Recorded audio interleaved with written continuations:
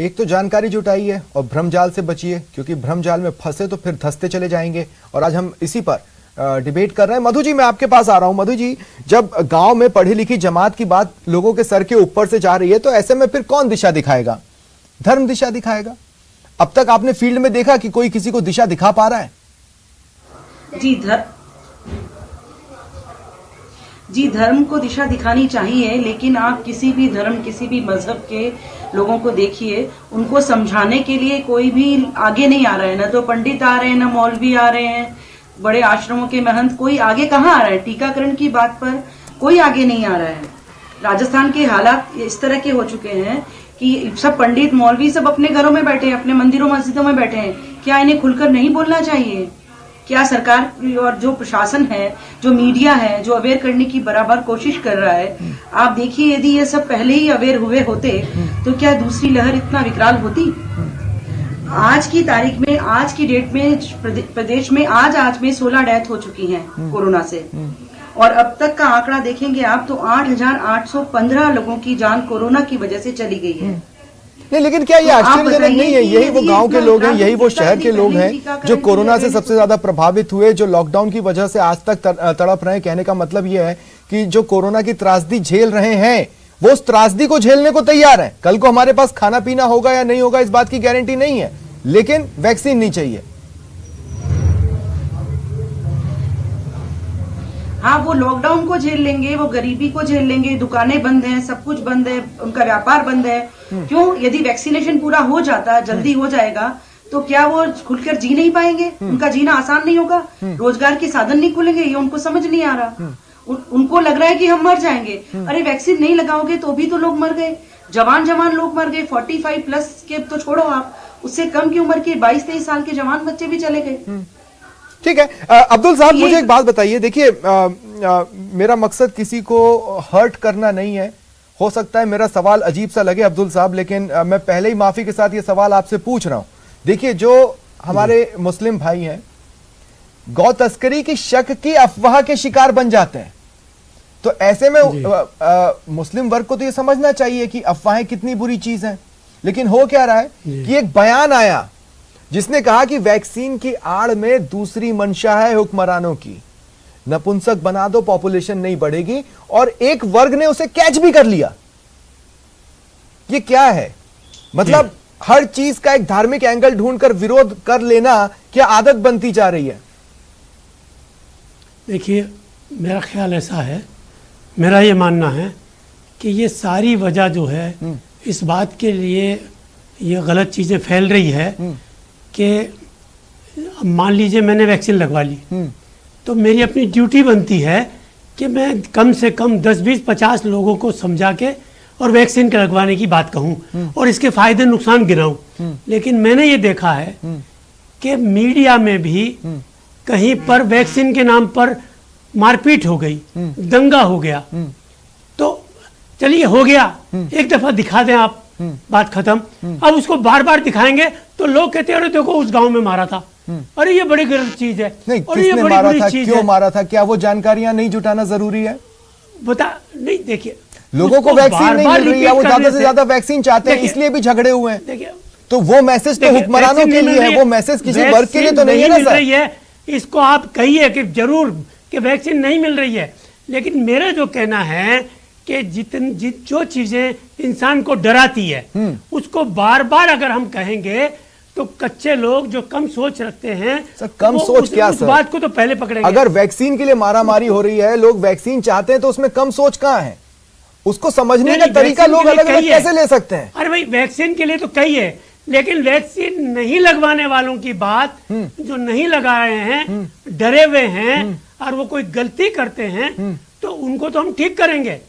हमारे अपने ताल्लुक, हमने, हमारे जो एनजीओ है, हमारे जो समाज के लोग हैं, हमारे जो धर्म स्थान हैं, वहां हमने काम चालू कर दिया और हम लोगों को समझा रहे हैं। और हमने अभी मांग की है मुख्यमंत्री जी से कि साहब मुस्लिम इलाकों में वैक्सीन कैंप लगवाए जाएं। लगे सर, वो वैक्सीन लखनऊ वगैरह में लगे हैं। इनिशियली 5-10 लोगों ने लगवाया और उसके बाद से वहां पर वैक्सीन सिर्फ पड़ी हुई है।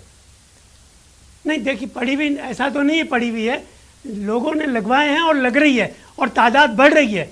हमारे यहाँ बड़ी तादाद बढ़ रही है। मैं आपकी पॉजिटिविटी में तो आपकी तारीफ कर सकता हूं अब्दुल जी कि आप बहुत पॉजिटिव सोच रहे हैं, लेकिन मुस्लिम इलाकों में इतनी पॉजिटिविटी है नहीं वैक्सीन को लेकर। वहां पॉजिटिविटी लाएंगे कैसे, ये आप लोगों को देखना होगा, क्योंकि वो आपकी ज्यादा सुनेंगे, वो आपके वर्ग की ज्यादा सुनेंगे, हम लोगों की नहीं सुनेंगे। और पंडित जी, मेरे आपसे जो शिकायत है ना, देखिए पंडित जी, मेरी शिकायत क्या है, इसी प्रदेश में भोपा बच्चों को दाग देते हैं, इसी प्रदेश में डायन की अफवाहें फैली हैं, इसी प्रदेश में समय समय पर इस तरह की चीजें हुई हैं, लेकिन आप लोगों से उनका बहिष्कार नहीं होता, आप लोग उन्हें अपने समाज से बाहर नहीं निकालते, उनका पर्दाफाश क्यों नहीं करते? जो ये कह रहे हैं आप घर में हवन करवा लो, कोरोना नहीं होगा, उनको निकाल बाहर फेंकिए।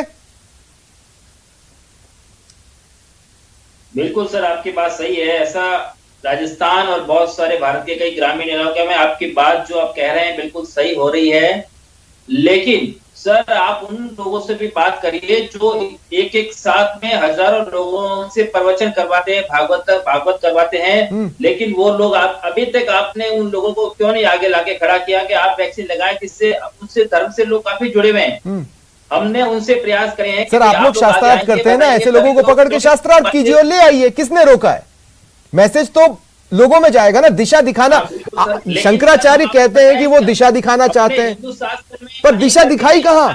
वैक्सीन न लगाए, और ना ही किसी व्यक्ति ने ये बात कही है। हाँ जी, हमारे हिंदू शास्त्र में कहीं नहीं लिखा हुआ कि वैक्सीन ये लगाएं कि, लेकिन जो धार्मिक जो ग्रामीण एरिया में जो बात फैल रही है, जिसको आपने मुद्दा बनाया है, वो आपने सही मुद्दा बनाया है। हम सब प्रयास करेंगे और हम लोग, हमारे जो धर्मावलंबी लोग हैं, उनको साथ मिलकर के आपके चैनल के माध्यम से आने वाले समय में लोगों को जागरूक करेंगे और उनको बोलेंगे ज्यादा से ज्यादा वैक्सीन लगाएं। कोई मोह माया का जाल नहीं है, कोई इसमें इसी पीरियड में जब ये जागरूकता फैलाई जा सकती थी और तमाम धार्मिक आयोजन हो सकते थे, उसी पीरियड में ये निकल के लोगों को समझा नहीं सकते थे? क्या धर्म के नाम पर बाजार एस्टेब्लिश करना ज्यादा जरूरी है या लोगों को दिशा दिखाना? अभी तक आपको मालूम है सर, मंदिर बंद है, मंदिर के बिना लोग कहां जाएंगे? कैसे एकत्रित भी नहीं कर पा रहे, किस माध्यम से कराएं? जिस माध्यम से शादी समारोह में पंडित पहुंच के शादियां करा लेते थे, उसी माध्यम से करा लें। अभी सर शादियां भी कैसे ऑनलाइन शादी, वो तो बैन करना पड़ा ना सर, अभी तक वो तो पाबंदी लगानी पड़ी, एक पंडित की व्यवस्था, क्योंकि पंडित जी मुहूर्त तो ढूंढ लेते थे। हाँ बिल्कुल, वो बात सही है आपकी, लेकिन सर ऐसा नहीं है कि धर्म के लोगों ने बहुत सारे हमारे, लेकिन सर जैसे रामदेव बाबा ने पहले से ही अपने, अब वो कह रहे हैं कि वैक्सीनेशन नहीं लगाए, ऐसे बड़े लोग जो भारत के, जिनको लाखों लोग जिनके अनुयायी है, वो लोग यदि ऐसी आगे एक बात करते हैं तो उसको हम पूरी तरह से खंडन करते हैं। बिल्कुल, बहिष्कार कीजिए। खंडन करने से क्या होगा, खारिज करने से क्या होगा? बहिष्कार कीजिए उन्हें, उस धार्मिक समाज का हिस्सा नहीं होना चाहिए जो लोगों को दिशा दिखाना चाहता है। मैसेज जाएगा लोगों के बीच में, लेकिन ये हिम्मत क्या धर्म दिखा पाएगा? इसे लेकर मुझे अपने डाउट्स हैं।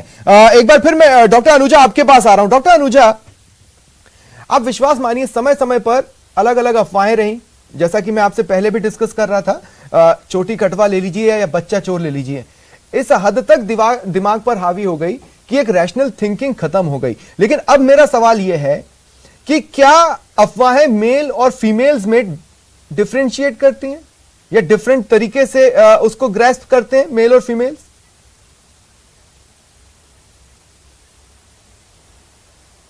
हाँ, क्योंकि दोनों का माइंड मेकअप अलग होता है। ये तो आप समझते ही है ना, जब घर में एक औरत और एक मर्द या घर में एक बच्चा तो पैदा होता नहीं है, लड़की और लड़का पैदा होते हैं। तो जब आप देखिए कि जब घर में लड़की और लड़का पैदा होते हैं तो उनकी जो परवरिश ही एक अलग तरीके से होती है। तो जब परवरिश एक तरीके से नहीं होती और उनके दिमाग में जिस तरीके से घर किया जाता है, बात करी जाती है, और ये भूल जाते हैं कि यही लड़की बड़ी होकर माँ बनेगी और यही लड़की आगे बच्चों को जन्म देगी और जो वो बच्चों को यही पढ़ाएगी सबसे पहले। तो जहां पर ये सोच ही इस तरीके की नहीं है, जो वो देखती है वो करती है, जो लड़का देखता है वो करता है। घर में जो बड़े बूढ़े हैं जिस तरीके से पूजा करेंगे, जिस तरीके से दवाइयों का सेवन करेंगे, जिस तरीके से खाने का सेवन करेंगे, जिस घर में बच्चों को बड़े लोगों के पैरों को हाथ लगाना, बहुत सी जगहों पर जो विजुअल्स या बाइट्स देखी होंगी न्यूज चैनल्स में, उसमें मैक्सिमम महिलाएं हैं या फिर वो युवा हैं जो कोरोना लेने को तैयार हैं पर वैक्सीन लगवाने को तैयार नहीं है। मेरा सवाल आपसे यह है कि क्या इन महिलाओं का वैक्सीन नहीं लेने का डिसीजन मेल ड्रिवन है?